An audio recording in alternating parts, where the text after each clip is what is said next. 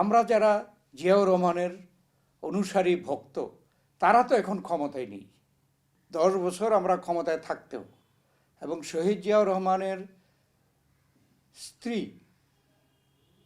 ইনি দেশের প্রধানমন্ত্রী থাকতেও কিন্তু পুনরায় ইনকোয়ারি এবং বিচারের আমরা চেষ্টা করিনি। এটা মূল্যায়ন হবে বলে আমাদের বিশ্বাস। এখনই পূর্ণাঙ্গ মূল্যায়ন তাদের মধ্যে হবে না। কেন, গত 14 বছর আমাদের দেশের টেক্সট বইয়ে যে মুক্তিযুদ্ধের ইতিহাস, স্বাধীনতার ঘোষণা এবং বাংলাদেশের অগ্রগতি, আমাদের পররাষ্ট্রনীতি, এই সকল বিষয়ে টেক্সট বইয়ে, পাঠ্য বইয়ে যে পাঠদান করা হয়েছে, টেক্সটে যে বইয়ের মধ্যে যে পাঠ্যসূচি প্রণয়ন করা হয়েছে সেখানে কিন্তু ভুল তথ্য দেওয়া হয়েছে। সেজন্যে ভুল বুঝবে আজকের যুব সমাজ, তরুণ সমাজ, এটা স্বাভাবিক। কিন্তু সত্যিকে কখনো মিথ্যা দিয়ে ধামাচাপা দেওয়া যায় না। সেই জন্য আমি বলছি, এক্ষুনি সকলে উপলব্ধি করবে তা নয়, কিন্তু সময়ে সকলে উপলব্ধি করবে। কেননা আমাদের এই ইতিহাসকে বিকৃত করার জন্য পাঠ্য বইকে, বিষয়বস্তুকে পরিবর্তন করা হয়েছে, সেটা অত্যন্ত দুঃখজনক। সেজন্য কিন্তু জাতি অনেক খেসারত দিতে হবে। কেননা একটা জাতির ইতিহাস যদি সকল প্রজন্ম সঠিকভাবে না জানে, এক এক প্রজন্ম এক এক রকম জানবে, এটা হতে পারে না। তাই এই বিষয়টি যখন জাতি সঠিকভাবে উপলব্ধি করবে, তখন অবশ্যই জাতির যে চলার নীতি সেটাও ভিন্ন হবে। আমরা আশা করি যে দেশ, জাতি, জনগণ এ সকল ক্ষেত্রে ঐক্য সৃষ্টি করে ঐকমত্যের ভিত্তিতে দেশকে এগিয়ে নিয়ে যাবে। আমাদের দলীয় নেতা কর্মীরা এই বিষয়টি অত্যন্ত দায়িত্বশীলভাবে, আন্তরিকভাবে পালন করেছে। তা না হলে পাঠ্য বইয়ে যে পাঠ্যসূচিবদ্ধ দিয়ে যে ইতিহাস পরিবর্তন করার চেষ্টা করা হয়েছিল, সেটা কিন্তু পরিবর্তন হয়নি। বর্তমানে যে সরকার, এই সরকার কিন্তু নিরপেক্ষ এবং অন্তর্বর্তীকালীন, এবং এই সরকারের কোনো রাজনৈতিক পরিচিতি নেই। তারাও বলে না, জনগণও বলতে পারে না, আমরাও বলি না।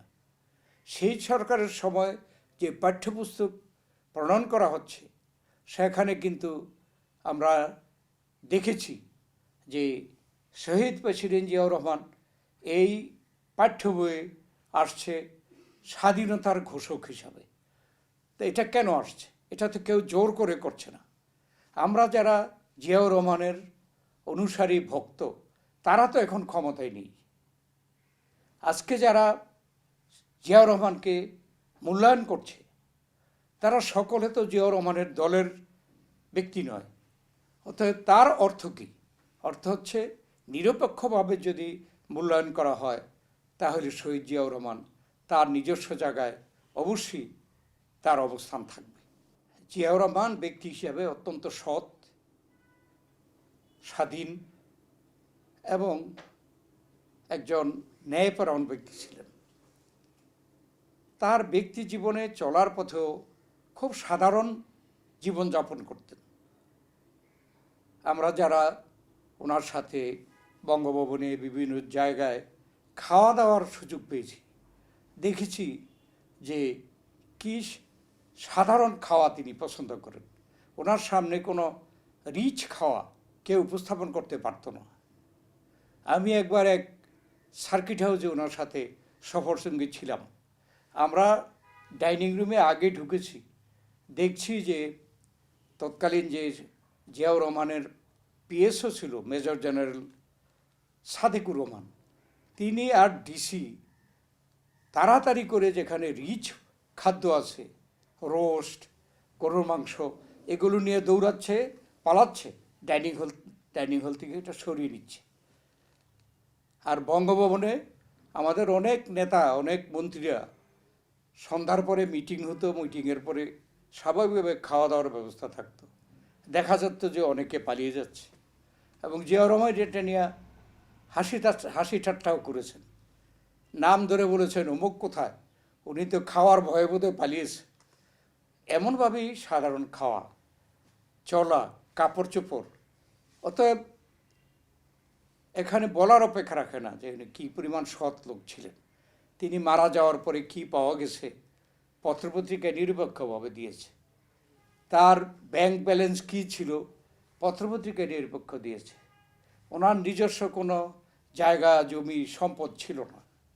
তিনি মারা যাওয়ার পরে ক্যান্টনমেন্টের ভিতরে তিনি যে বাড়িতে থাকতেন সেখানে সেনাবাহিনী বরাদ্দ দিয়েছিল, যদিও এই সেনাবাহিনী বিগত স্বৈরাচারী ফ্যাসিস্ট সরকারের সময় তাদেরকে খুশি করার জন্য সেই ভবন থেকে বেগম খালেদা জিয়াকে বিতরণ করেছিল।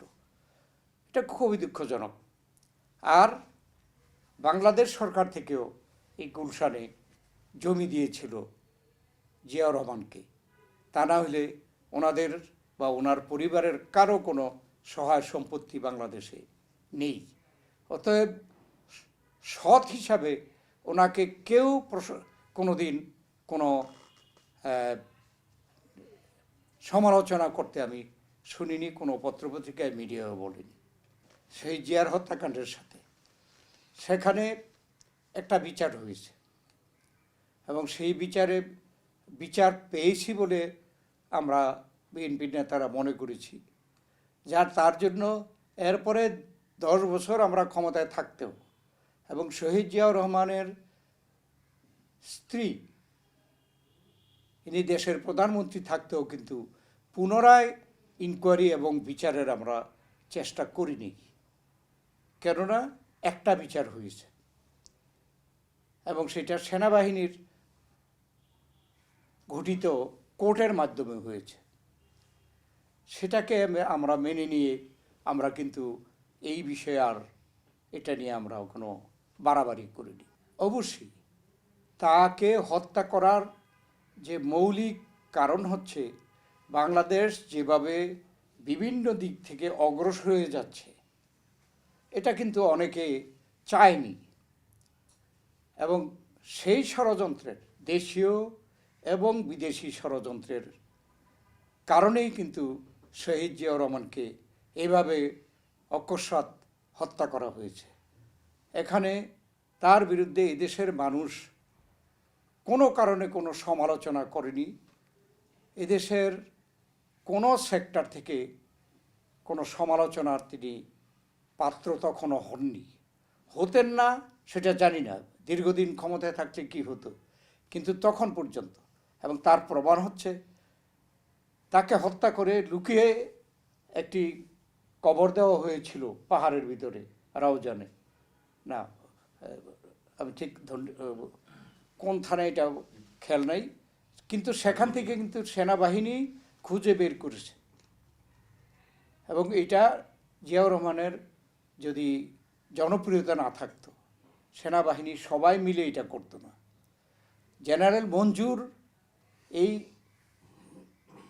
যে একটি ষড়যন্ত্র হয়েছিল তার সাথে জড়িত ছিল, এটা সন্দেহে সেনাবাহিনীর মাধ্যমে সেনাবাহিনী কিন্তু একটি কাউন্টার কু করে তাকে এবং কিছু কর্মকর্তাকে হত্যা করেছিল।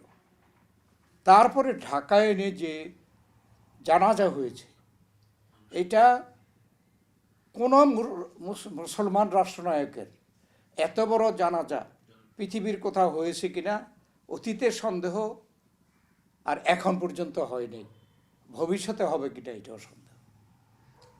অতএব তিনি যে কত জনপ্রিয় ছিলেন এটার আর প্রমাণ করার জন্য আমাদের বক্তব্য দিয়ে বলা প্রয়োজন হয় না।